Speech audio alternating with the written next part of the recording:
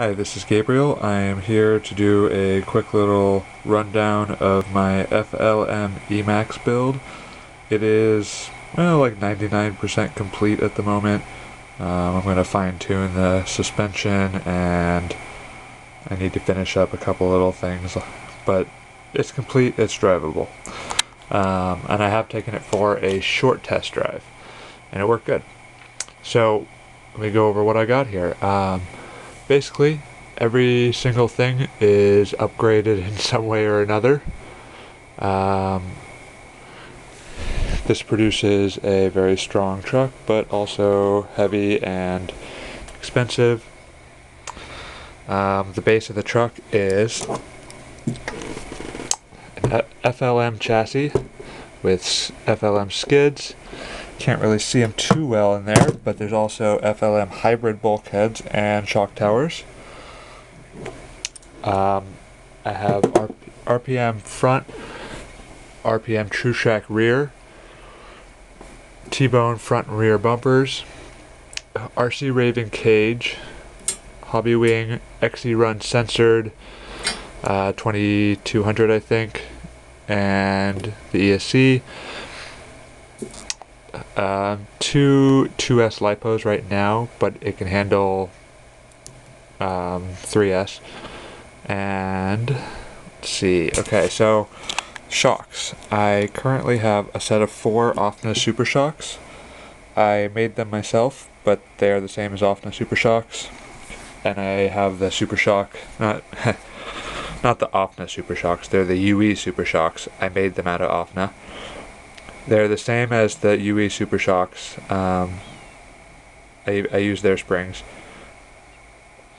Unfortunately, I have 4 on here right now, 2 front, 2 rear, and I don't think it's enough. They're with 60 weight, so I'm going to actually get another set of 4 of these in a couple weeks. So I'll have an 8-shock system again. This is a heavy truck. Couple little other things I did up front. I have STRC knuckles. Very nice. They're very similar to the stock ones, except they have a bigger bearing up here. Hot Racing turnbuckles. They seem nice. They're huge. Integy plus 6mm offset hexes. 17mm. They have these nice little caps on them. I'm actually, I like these a lot. They're splined, so you can, if you have spline tires or whatever, but they're also regular and they're really nice looking. No complaints with them. I've actually never had an issue with any Integy product, even though I know a lot of people have. For the front shock tower, I am using the old FLM style for some reason, and it took round posts. So for the posts, I have new era posts. They're really nice and thick. And then I have this nice little cool Trinity brace up here. I don't think there's really any advantage to using the brace, but it looks cool. So that's an advantage. Like I said, I did test drive it. It worked out well. Things I need to do so far, I need to change the shock oil from 60 weight to 80 or 100 until I get the other 4 shocks. I also need to fit a regular bumper up here. The RPM front bumper will not fit with the T-bone front bumper, so you can use a regular stock one or the aluminum version of the stock ones or whatever, but not the RPM style where it goes down. Let's see. Oh, the Cvds are made by Dynamite and they're pretty cool. They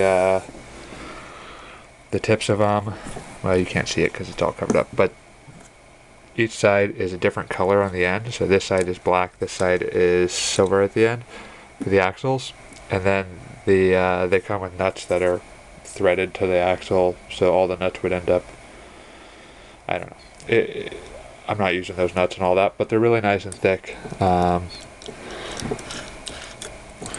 Everything seems to work well.